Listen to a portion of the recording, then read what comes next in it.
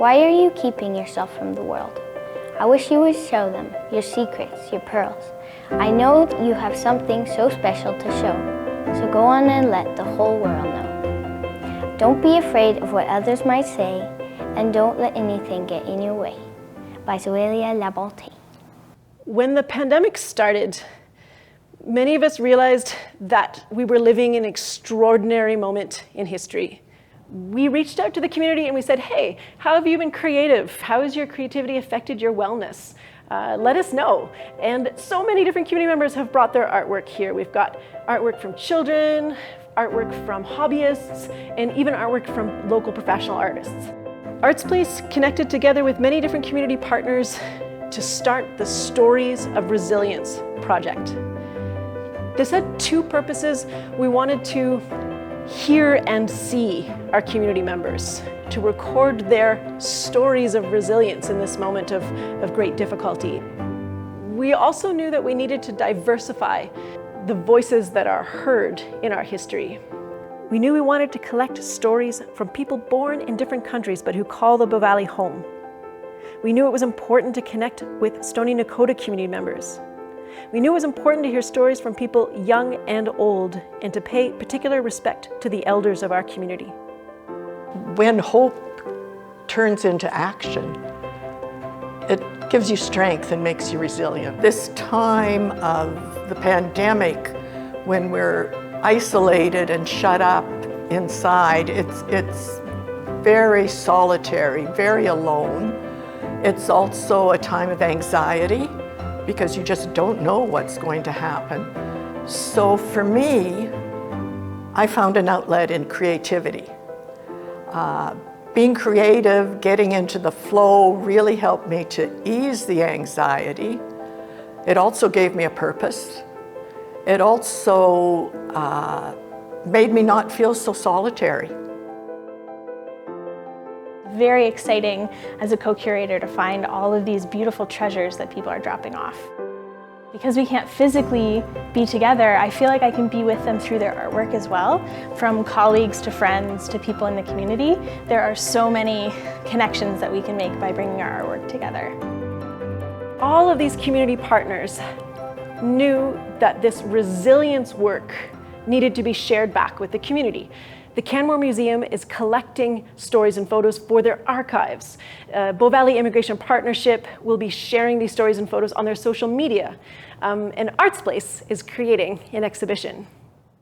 So the project started kind of in an offhand way. I was just chatting with my colleagues at the museum about a way to capture history in real time. And so this gives us a chance to capture history while it's happening from the words of the people who experienced it.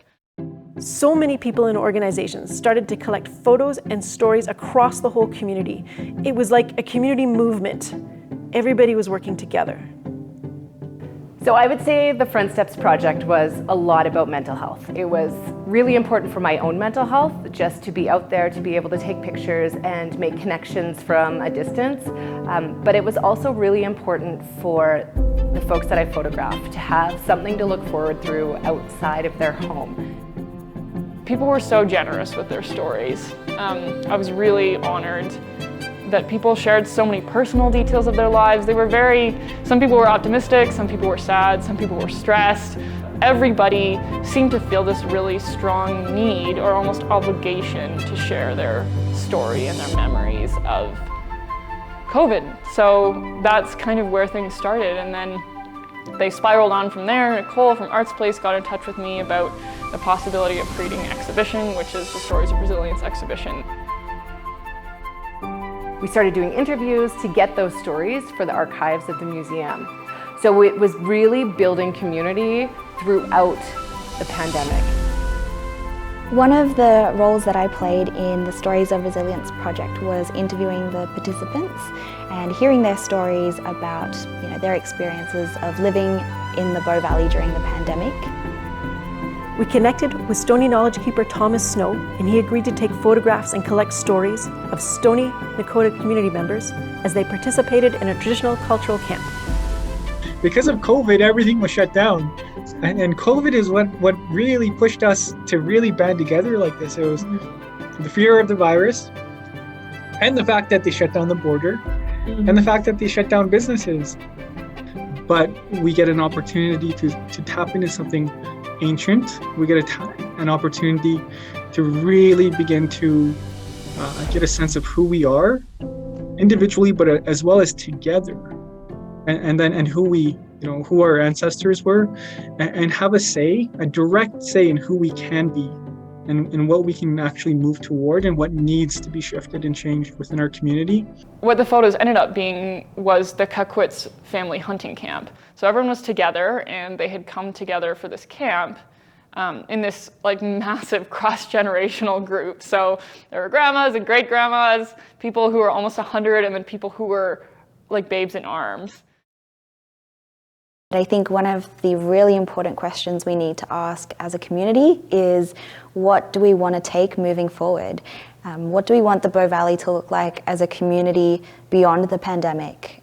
We've seen so many different acts of kindness, so many creative ways that people are getting through the pandemic. It gives us that chance to come together when we can't be together otherwise. So these kinds of things are exciting, and it's something to look forward to. And I think because we don't really know when we'll be through this, all these little markers along the way help us to maintain our resilience.